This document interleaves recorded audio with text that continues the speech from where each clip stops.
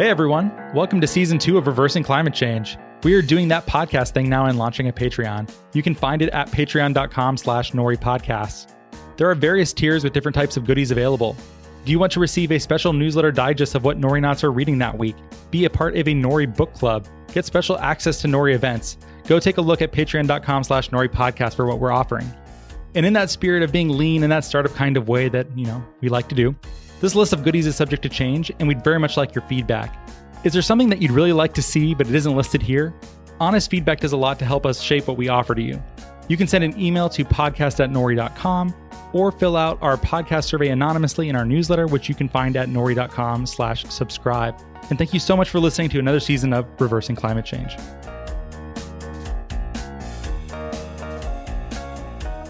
Hello and welcome to the Reversing Climate Change podcast. I'm Ross Kenyon. Today I have with me maybe a first, Jess Miles, one of our Patreon patrons and a recent MFA alumna of Chatham University. Jess, you had sent me your MFA thesis, which is called Midnight Sun. It's a collection of essays and stories about your time in Svalbard, and it really captured my imagination. I was reading it. I thought we had to do a show and have you on. I think you are the first patron, so that is cool. And you made it really easy for me because the MFA is a very interesting treatment of a bunch of things that I like. So thanks for doing it and thanks for being here. Yeah, of course. I'm happy to be here. I am happy too. I don't think that people know where Svalbard is. That's probably the most logical place to start. What is a Svalbard?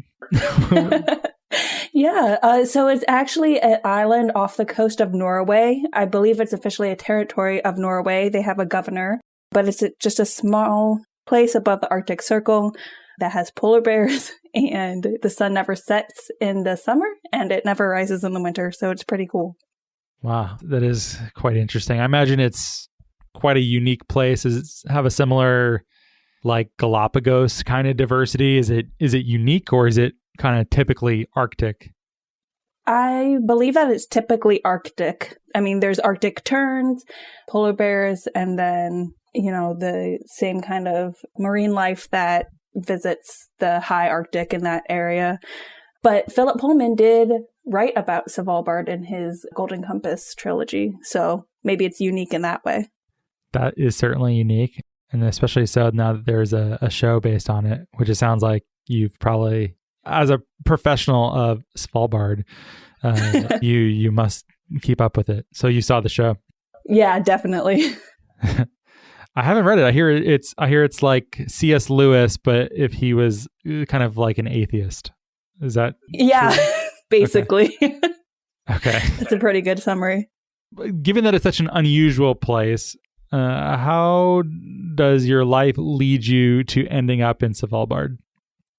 Well, I did read Philip Pullman's Golden Compass when I was little, and I wanted to be the main character, and I fell in love with polar bears.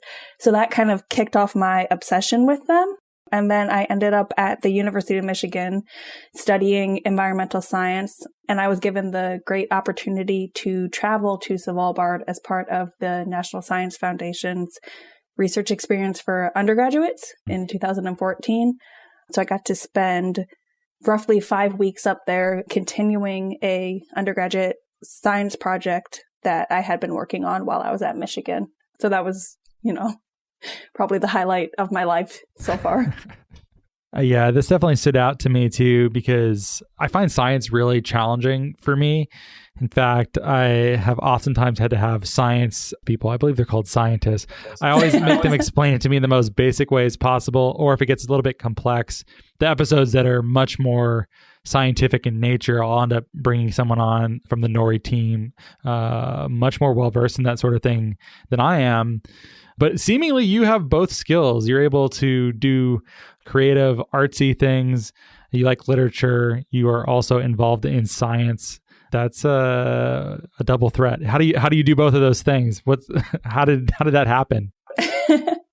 Well, I always wanted to be a science communicator growing up. I thought that if I could just explain why an area was important or why an environmental issue was important to people in a more compelling way than most scientists were, that people would all of a sudden be like, oh, she's right. We really should care about this place. And that's how I would be able to, save the polar bears or save other parts of the environment.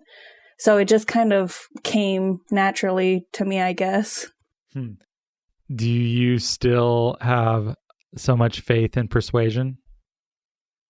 Oh boy. I think prior 2016 I did, but it feels like a brave new world since then. And I'm not sure. I think a lot of people tend to silo themselves, so that makes it hard. Did something happen in 2016? Just a small thing. Small thing. Yeah, it's been frustrating to watch because I'm a believer in communications too, and a previous guest called me a science communicator, which I'm reluctant to apply to myself given that I am not naturally at home in the sciences at all, but whatever. So I do this show, and I think it's important to have conversations that are deep and fair and interesting, and hopefully some people will have listened and changed their minds on some things before, or maybe it just further entrenches them in what they already thought. I wonder how many people listening to this maybe started out and didn't actually believe in climate change. I doubt very many of them are seeking out shows called Reversing Climate Change.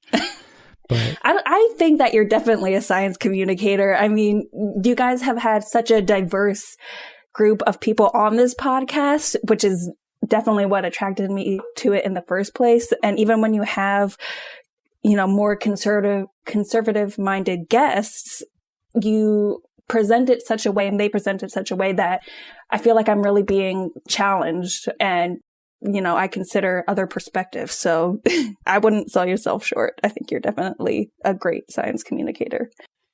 Oh, thanks. Yeah, I'm happy to hear confirmation of that. And we used to get emails like that once in a while where people would say like, wow, I didn't know you could be a combination of these things. That was so interesting. I never hear anything like that. And yeah, I think those are fun ones to do. And I always seek out unusual or unexpected alliances or synergies in that kind of way. But maybe a little bit less so these days. But yeah, I've seen a lot of research saying that people, they have their minds made up and then they look for evidence to confirm it. And we're sort of fundamentally irrational, at least in part in that kind of way, which is, I don't know how to square that with my work professionally because I also want to persuade people. And so how do you persuade people given that brains sometimes work like that? I don't know. I don't mean to surprise you with a question like that, but have you thought about that at all, given that you seemingly believe in persuasion? Yeah. I mean, I think one way to persuade people is definitely through humor. And if you can get them laughing at something, they're more likely to like you, which then means that they're more likely to agree with you. You can just look at all of the late night talk show hosts. But I also think leaving room for nuance is important, not being so entrenched in, I guess, your beliefs or what you're trying to prove that you're only speaking to one certain audience. There's definitely a place for that, but I don't find that very persuasive. I know that you have mentioned Naomi Klein's book. She was obviously speaking to people who already agreed with her. And so I didn't find her book, This Changes Everything, that persuasive. And then I guess also as the author, putting yourself on the side of the reader. So using things like we need to do this versus you also helps shorten that psychic distance. Yeah, I guess also just being willing to be vulnerable and admit that, I'm struggling to be an environmental person too. And I don't always go without using plastic products and I drive my car. I think that goes a long way in just persuading people because then they feel less attacked. And so they're not automatically defensive. And once they're not automatically defensive, then they're more receptive to what you're actually saying. That was a really long answer. No, that's okay. There's plenty there. Yeah, humor is really a fantastic tool for that. I think if you're able to laugh with someone, there's definitely less chance you're going to be yelling at each other. And once the yelling starts, it seems unlikely that people are going to walk away having their hearts or minds change. And you use humor quite a bit. Many of your pieces in here are I don't even know. There are satires, I suppose you could say, but many of them are straight up farcical and very silly. And we can get into those too. But you also do, and especially in earlier portions of the MFA, are making yourself quite vulnerable or talking about insecurities and like playing at science, believing these things, but not really living up to them all the ways that you really should be. How are you supposed to persuade people when you are baseline a hypocrite? Because I don't know, because basically everyone probably consumes more than they produce in terms of environmental benefits, I think. So I don't know, I thought all of those things were very endearing about it, and they made me trust you more, where I think is if you prevented like a very stern, but also like, oh, I do everything right, I think I would kind of hate you. Is that broadly what you're trying to fair. say? Something like that? No, that's totally fair. If that had been the tone of what I wrote, I would also hate me. Yeah, you don't seem like that person, having spoken to you previously either. So try not to be. Like in person, I'm very warm and funny, but my writing is all very mean and laconic and not nice. I'm glad you didn't adopt that harsh writerly persona. Me too. Yeah. Well, then you have these 3 sections here, and we've skipped over them a little bit, but you've been exploring personal nonfiction, persuasive opinion, and speculative fiction. So how did you land on these forms? Yeah, I definitely went into my program knowing this is how I wanted to structure my thesis. I had the benefit of having some exposure to environmental writing prior to my graduate program, and I was struck by how homogenous the essays and books I had read were, in that most of them are about the author going out into nature, experiencing something or studying something and talking about the importance of saving that, or the biological importance of that species, which is great and definitely persuasive. But once you read 1 or 2 of those books, it becomes kind of predictable. And so I wanted to do something different and something that would maybe keep the reader off balance and want them to read where I was going to go next. And I also just like speculative, funny stories. So I wanted to do that as well. Yeah, fair enough. I'm trying to think of sort of like what we consider canon in terms of environmental writing. And I guess what you got, John Muir's in there. You mentioned Edward Abbey. Edward Abbey is sort of like a special case because he's such a oh boy, rough around the edges. Yeah. He's like the bad boy of the club. Yeah. I mean, I think Terry Tempest Williams definitely deserves to be mentioned as a classic in terms of feminine writers. I've not read her. Oh my gosh, you should. She's so good. Oh, okay. You have to read, especially since you're out west in Seattle. She writes about the West a lot, but her book Refuge is amazing. It deals with like her family, the female side of her family, and like their health issues in terms of getting breast cancer, because when America tested like the atomic bombs, it like poisoned the people living in that area. But yeah, it's just a really good book. I would read that. Go ahead. Oh, no. I mean, I could list off a bunch. So. Yeah, you could. I mean, Rachel Carson, I'm sure, would have a fine place in there. She's writing about birds in the ocean. And so these are all kind of a similar theme. Yeah, I can see that. The Terry Tempest Williams.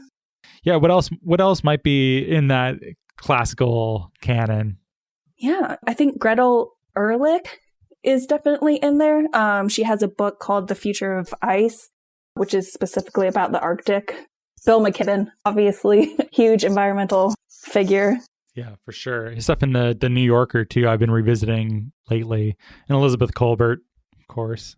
But whatever, we sort of covered stuff that's more contemporary, and then some of the, like classics, older pieces. Yeah. But yeah, you're saying that this is mostly people, or Aldo Leopold. He could be in there too. Yeah. Sand County Almanac. Yeah, that book is actually remarkably funny. I had no idea going into it that it would be nearly so hilarious. Yeah, it's very funny. I usually describe it as being like a funny Mary Oliver. Like, oh yeah.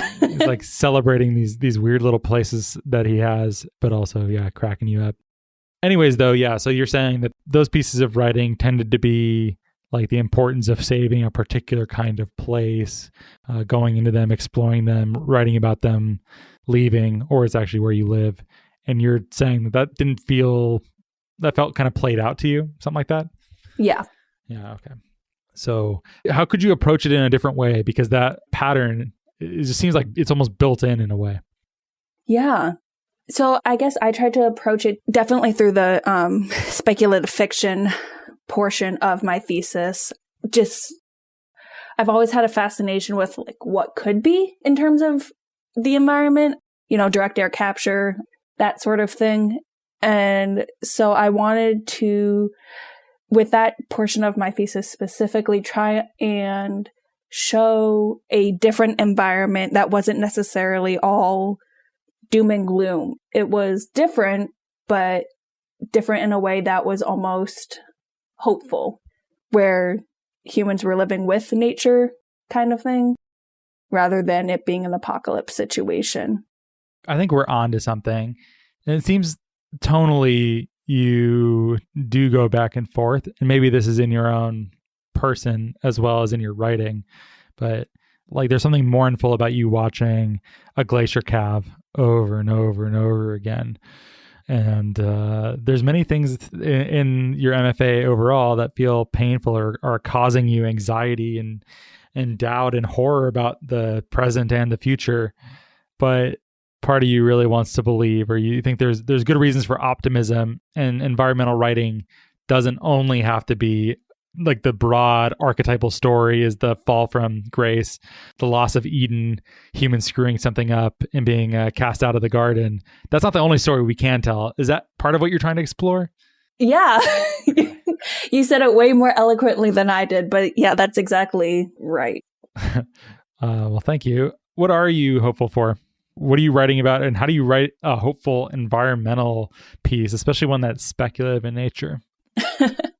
I'm not asking easy ones. I recognize that. I think, well, on a personal level, I'm hopeful that I'll get to go back to the Arctic before it's all gone. I think from a society point of view, I'm hopeful that eventually we'll get to a point where the environmental choice or the eco-friendly choice will just be the baseline of what people do. And not even like a Jetsons, flying cars kind of way. Just every house has solar panels on it. And it's okay if you fly because we can take the CO2 out of the atmosphere. So much more, I guess the subgenre is solar punk, but living with nature kind of thing is what I would like to see, because, humans are so innovative, and I think that we can do it, and we don't have to constantly be shamed for our choices or live how we don't want to make it happen. I think that we can fix it. You're sounding mighty wizardly. I know. Yeah. We've had a lot of prophets on. If you're listening, you don't know what we're talking about. Charles C. Manns, The Wizard and the Prophet. So yeah, hopeful that tech, that our lives will look the same. Prophets want to go back to a simpler time, simplify, cut out a lot of the consumption, ask forgiveness from God, the universe, whatever you believe, etc. So you tend to be optimistic. I imagine as an environmental writer, that is not the most popular position among your peers. It definitely feels like I'm in the minority sometimes. But like anyone, because no one is all one thing or all the other, I'm sure there are parts of you where you are actually mourning and disappointed and have less hope than other days. Yeah, for sure. I know like the current administration is really moving aggressively on the Arctic National Wildlife Refuge, and I can't even open those stories to read them because it's just, I know it'll be too painful. Yeah. So I try to be well, I try to be fair and understand where someone's coming from. I don't really get why we got to do that with the Arctic. Yeah. I haven't found the I could see how someone might think that. I'm really we need to be transitioning really seriously right now. We don't. Also, let the caribou hang out. Can't they just have a single place? Yeah. They're not doing anything to you. Just let them be. Yeah. I can't say I really get that one. Maybe there is a case where I'd be like, all right, I don't see it the same way, but I could see how someone would want that. Okay. It feels a bit more mendacious to me. Okay. All that aside, you dropped the genre term, and those will always catch my ear if you do that. What is solar punk? So it's, to the best of my knowledge, it's a subgenre of cyberpunk or steampunk. It's very similar to those two, but it is climate friendly. And so it's a reaction to, typical climate fiction that's very dystopian. And instead, it's more focused on returning to a balance with your environment and living in synergy with it. So solar panels, windmills, that sort of thing. Huh, okay. Is there something I can read? Are people writing novels on this? I think recently there's a book that came out with specifically solar punk and eco speculation stories called Sunvault: Stories of Solar Punk and Eco Speculation. I haven't had a chance to read it myself yet. There is a story in there about Svalbard. Are you hey, that's my territory? What are you doing? Yeah. I just want to quarter it for myself. There's a few articles on the internet. I think I saw someone tweeting about it recently, which is the only reason I know about it. Yeah. There's an article on LitHub that talks about hope punk and solar punk. But it's been around for a while, I think, since 2015. I could send you the article. Yeah, I can see why people would read things that are a bit more grim, but I suppose some people probably like some literature to be a bit more upbeat. But I also imagine stuff inside of solar punk, is it at least aspirationally literary? It's trying to be high art, or is it more genre fiction in some kind of way? I don't know that I know the answer to that. I would imagine that people who write it do both, that there's some genre fiction and some that's high art. Yeah, you got some solar punk that's just real campy, and then some that I certainly hope so, because everybody needs a good campy book every now and then. Arizona State has a whole Center for Science and the Imagination that does more imaginative eco speculation type stories, which is pretty cool. Yeah, that's cool. I didn't know that they did that.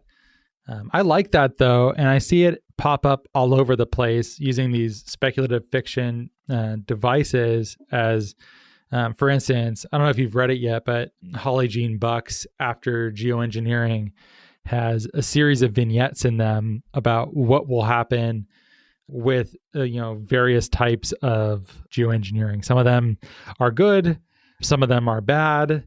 Some of that's them are just that's different. The one that's choose your own adventure, right? Yeah, I was going to get to that, which, by the way, is just such a super fun thing, especially to see in nonfiction as well. Yeah. Yeah. I started reading it after hearing about it on the podcast. I haven't finished it yet because it didn't really fit into my thesis, but I definitely want to get to it because I loved that aspect of the book. Yeah.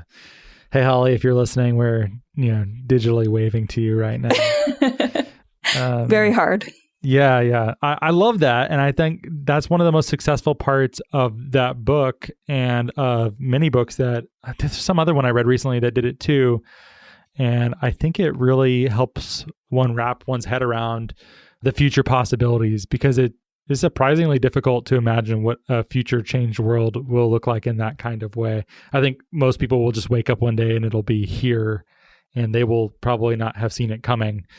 And I felt like that really helped me start to wrap my head around it.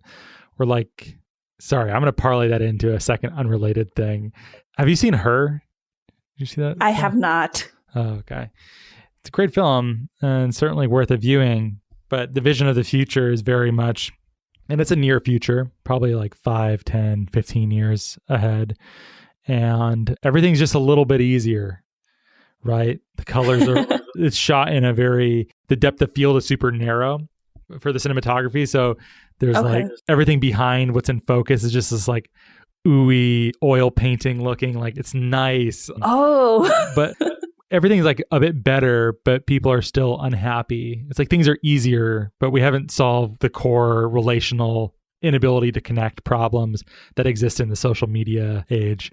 And I found that to be like a very accurate prediction, because it wasn't like The Road. I'm like, oh God, everyone dies and eats each other. And it wasn't, like a caricature of eco-modernism, which is, we solved all of our problems and we have fully automated space communism or whatever. It's just kind of similar, but I don't know, maybe don't buy that, because it's hard to even say that with a straight face given all the wildfires and everything else that's happening right now, where I'm like, oh God, is everyone just going to be a climate refugee? What's going to happen? Oh no. So I'm confused. That's horrible. There's a bunch of things in there. Yeah. Oh, maybe we're in our own choose your own adventure dystopian novel already. We are, although those things are written in a way that individual choice matters and they have agency. You as the reader have agency. I think that's the problem with climate change, where I imagine most people are like, does anything I do matter? If I recycle, I don't. What do I do that actually matters? I've long been trying to figure out that, maybe you have certain thoughts on it, but I don't want to advise people to do some sort of activism that leaves them feeling drained or is costly but doesn't do anything. But I'm never quite sure what people should actually spend their time doing. The only thing I know to do is to talk about it and to try to make those conversations more popular. But I don't always know what that translates into. I'm talking too much. I'm sorry. Jess, save me. No. Yeah. You're not. I would agree with you. I don't have anything to add to that. I think it's a very hard thing, and it probably just gets harder every year to figure out what it is you are supposed to try and do. I guess the only thing that I do differently, having grown up in Washington, D.C., is I'm more attuned to like writing your legislators and stuff, or calling them to support a specific bill. But even that can feel a little unimpactful sometimes. So I'm told that actually works, though, assuming it's not a form letter. I don't think form letters really work. Right. I guess, I don't know, maybe this is the cynical part of me, but I feel like it matters more when your representative is a Republican or a Democrat who can be pushed on environmental issues. But unfortunately or fortunately, the part of Virginia that I'm in has the honor of having, pretty environmentally conscious senators and now Democratic representative for my district. So a lot of times, at least on the Senate level, they're supporting things already. So I guess that's just why I feel frustrated sometimes with it. I can imagine that's the case. Well, in terms of activism and what you can do, a very frustrating experience, it sounds like you had, was canvassing, which is a large piece of your MFA. I don't know how much of this is meant to be fictitious, but I imagine a great deal of it is inspired by the truth or just the truth. Yeah, I tried to keep it as true as possible. Yeah, what was that like? And you don't have to name the organization if you don't want to, but it sounds rough. I started off on a bad foot because I didn't know what canvassing was going into it. So I think my expectation was a little bit too high on what I would be doing. It was definitely an experience that I learned a lot from. Canvassing is a lot like, writing, I guess, where you get a lot of rejections.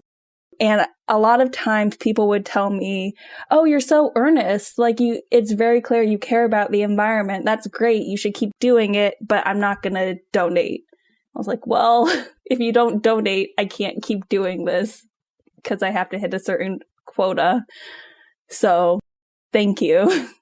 But I'm going to go cry now. Yeah, I don't know. You learn a lot about people, I think, canvassing. And about yourself. Yeah, certainly imagine. I imagine you can get a pretty quick read on someone. Oh, yeah, for sure. The other hard thing about canvassing is that the more people do it, the more no soliciting signs I saw tend to come up on people's doors, which then makes them automatically unreceptive to anything you might say, which, I respect people's time, but it's just kind of funny. When you haven't even said anything, they're like, nope, I don't want it. Thanks. Bye. Okay. Yeah. Cool. I've never had one of those signs, but I had someone come to my door recently and he was saying something like, hey, one of your neighbors just got some like pest control services. Would you be interested in doing some? I can do them quite cheap because I'm here anyways. I was like, oh, no, I'm okay. Thanks. He's just like, oh, yeah. What kind of pest would you say that you have here? I'm like, I just told you no. Like, so are you putting me in a position now where I have to like restate it more firmly or be like borderline rude? And I was like, I don't even want to be here in the first place. And it sounds like I just put this sign on. But the worst though, they ask questions that like you are required by society's politeness to answer. And once you're in, they sort of like abuse it. So they ask you. Oh, no. I think it's just like anyone. They'll be like, oh, hey, that's a cute dog. What kind of dog is that? Oh, that's so great. And you can't just be like, no, thanks. But then once you're started to talk, the average person isn't going to like shut them down. I always feel like it's very manipulative, but you have to. Okay, sorry, I didn't mean to just go on a rant. But no, this is great. I think you should just, when you walk your dog, if anybody asks what kind of dog it is, you just say, no thanks. It's a really mean one that bites people with clipboards. That's what it is. Yeah, well, I imagine you probably had to, you only have like a split second to get someone, especially for like an environmental cause. How did you get someone on the hook like that? Or did you have a script that you just like had to follow? There's definitely a script that was recommended we stick to pretty closely.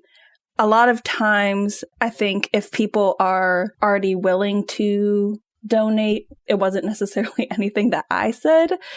It was just more that they, had $5 on them or were willing to put a credit card in and donate rather than. I guess I didn't change a lot of people's minds canvassing, which was a little bit discouraging. But yeah, you're more like collecting money from the base. You're rallying the base or something like that. Yeah. I'm sure you would knock on doors and you would see like a certain bumper sticker or maybe even like the way their yard was maintained. You'd be like, yeah, this doesn't seem like an environmentalist yard to me. I don't think they're going to like me. Yep. No, definitely. There were many times where people were publicly expressing their views and I was like, okay, this isn't going to go well for me. I know that one person in particular brought out the very common climate change isn't human caused and Jesus will fix it. So, which is, believe what you want, but I would like to live in a habitable country. So, yeah. Jesus also doesn't like it when you ask for like miracles or like proof of that. Like I feel like he yells at people a few times for like, what do you need more proof? You could just like ask me for a miracle. So I don't know. I don't know that I would hold my breath on that one. Yeah. Probably shouldn't test the guy if that's what you're into. But yeah, I don't know. I like that one. That was pretty funny. There's a lot you can do with such a terrible experience. And as someone who's written a fair amount myself too, that's the one consolation you always have with a bad experience, right? You're like, yeah, I can write about it at least. That's the one, one thing you can hold on to. Yeah, no, that's definitely a lot of food or a lot of writing material. Yeah, certainly. Out of that. But now my parents are always like, because I cried after my first day, I just laid on the floor and cried. And so now any job I'm considering, my parents are like, are you going to lay on the floor and cry? If yes, don't take the job. I think that's pretty sensible parenting, all things considered. Cool. Well, let's keep going, get into some of the portions of your writing that are, I said fantastical earlier, and you engage in a fair amount of whimsy. Would you say that's fair? Yeah, definitely fair. Why is whimsy attractive to you or important to you? Because it's just fun. I mean, who doesn't want to live in a whimsical, fun, not serious world sometimes? I enjoy reading it. I enjoy writing it. And also, I mean, I imagine you're talking about the essay I did about a polar bear meal delivery service. Oh yeah, that certainly qualifies. That's been a running joke in my family for a while, as well as shrinking polar bears down to a miniature size so that I can just keep them all in a small confined space around me. And so that's just kind of, I don't know, where my brain lives. Yeah. I mean, is part of it too commentary about, there are many tech startups that exist where you're like, oh God, did we really need another one of these? Or is this the best that like our minds can come up with? You have people who can earn hundreds of thousands of dollars a year and get equity in startups and afford to live in the Bay Area, and they're making some dumb app, and they probably would come up with like a polar bear food delivery service. Is that like part of like, there's like a mean satire paired with the whimsy, or am I imagining that? That definitely wasn't my intent, although I like that. It could definitely fit. It was more intentional of just thinking, why not? Or like, this could happen, so why shouldn't it, kind of thing. And imagining solutions, however fantastical or unrealistic, because, you need a lot of bad ideas to get a good one. This is like the rejected ideas heap. Yeah. Yeah. So you do a fair amount of this that belongs in the realm of fantasy. And then you also do some things that even the formal elements of what appears on the page is, otherworldly, fantastical, or unusual at the very least. Things like there's a page that just has bear scratches through it. What got you to do that? Like, I know people like to do that. In fact, one of our previous podcast guests, Jonathan Safran Foer, did a fair amount of playing with the typeset and stuff like that. Like, why do it? I read Andermonson's book, Neck Deep in Other Predicaments, which was the first time that I was really exposed to an experimental form. And I just kind of fell in love with it. I think it can be very visually eye-catching. And in a way, it makes your nonfiction almost like poetry, because then the reader is looking for meaning in blank space, and they're looking very closely at what you're saying. And so that's kind of what drew me to that. And specifically with that bear claw graphic, I thought it just really fit with kind of the anxiety and emotional turmoil that I was feeling in the moment, and also thematically with polar bears. You also have drawings in it too. Did you draw them yourself? I did. Okay. I think people are used to books just being very simple words on the page. So I'm sure there's some literary term for this, but it feels like intertextuality or some sort of like invasion or intrusion of other types of media. Is it like mixed media literature? What do you even call it? And what is it supposed to signify? At the very least, it's like some sort of like playfulness, but yeah, what's going on? Yeah. So a lot of, or at least some environmental or naturalist books have like those scientific drawings of birds or the flowers that they're studying or describing, right? And so I kind of wanted to take that, but then make it more political and personal to myself, or just express an opinion on what I felt was going on with each section of my writing. So my personal essays, I did a drawing of myself mixed with a polar bear because the Arctic is so close to me, and so I'm so passionate about it. And then in terms of the persuasive or opinionated writing, that climate anxiety got mixed in there, because a lot of times when I'm reading environmental stuff, it overwhelms me. So I just kind of wanted to give visual cues to the reader on how I was feeling as the author, as a way of breaking it up, so it's not just text. Do you think that various pieces within your MFA ever crossed the line into magical realism? What even is that, and does it apply here? Do you see it as that or no? I don't think any of my pieces qualify as magical realism. Magical realism, as I understand it, is being in a mundane world or a familiar place, but it's inhabited or imbued with something that's not of this world. So it's like rooted in reality, but then there is an element of magic or mysticism in it. And I think my work is more speculative because there is so much unrealism in it. Magical realism is like, Franz Kafka's Metamorphosis, that type of thing. Yeah, like so matter of fact, Gregor Samsa woke up to discover he's a cockroach, or however that famous first line is. Yeah. It's just like, yes, this is a thing that could happen, even though it absolutely could not. Yeah, the taxonomy of these things are for genres is quite interesting. And I wonder. Yeah. And I think it's also very fluid, right? So what one person would consider magical realism, a different person might not. Yeah, I wrote a sketch once that, do you know that book? It's like a 1,000 places to visit before you die. Have you ever seen that book?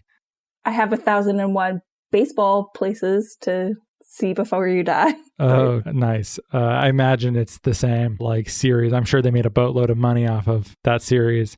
But I wanted to make a sketch that was 1,001 places to visit after you die. And it would take for granted, be like, if you visit the 15th dimensionality of color, and it would take for granted the various types of demons that might exist. And, oh my gosh. You should write that. That's awesome.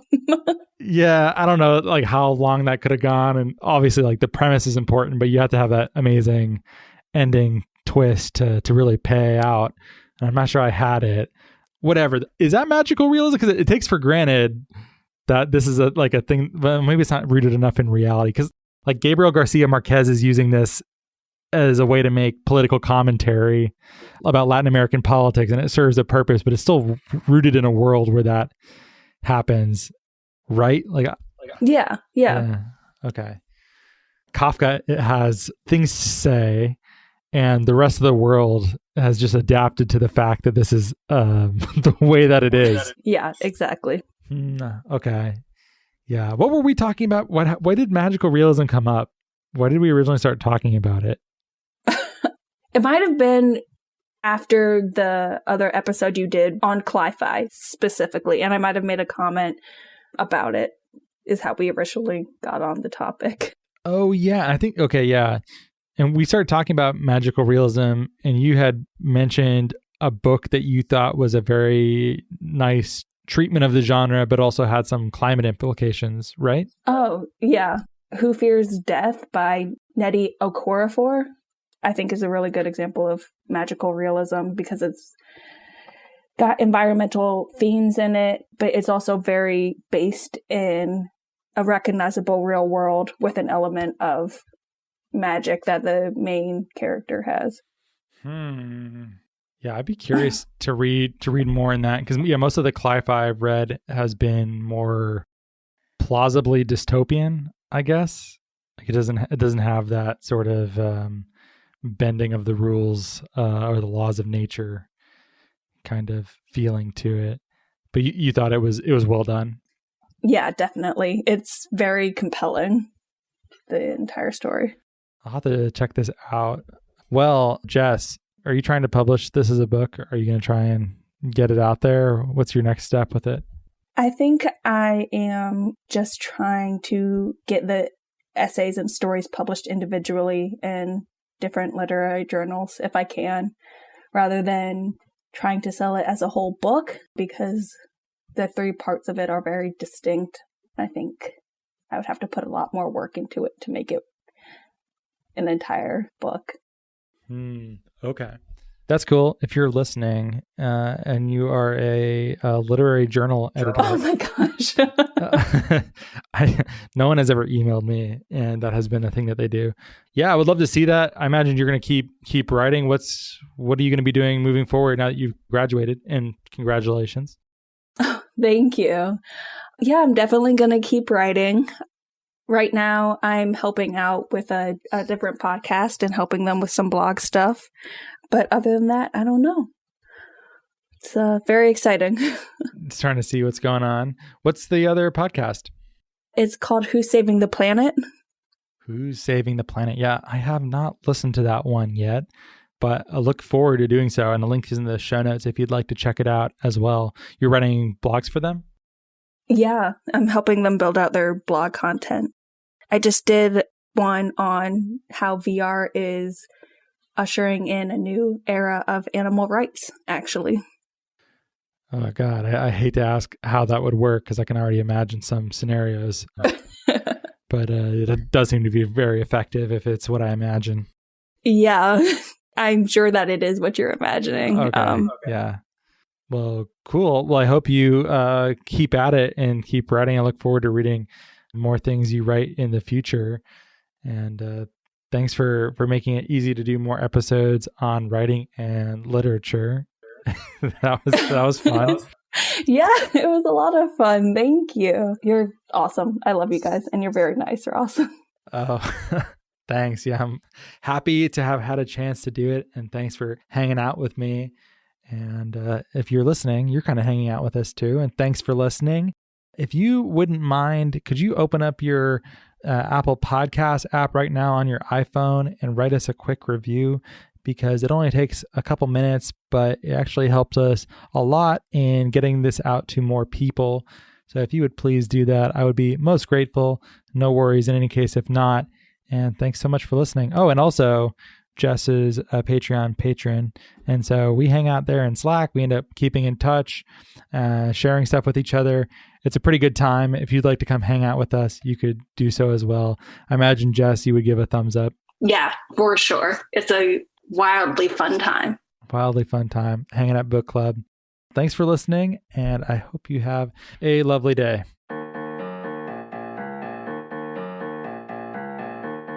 Well, thank you so much for listening. If you like the show, please rate and review it in Apple Podcasts and or Stitcher. It really helps us a lot to get this content to a wider audience. If you think what we're doing is useful, interesting, fun, hopefully all three, we'd certainly appreciate your rating and review. You can keep up with Nori at nori.com, where there is a newsletter. That's nori.com/subscribe. There's podcasts. There's a whole bunch else. Or you can send us an email at podcast@nori.com. We are also now on Patreon at patreon.com/noripodcasts if you'd like more content, engagement, and community. And thank you so much for your support.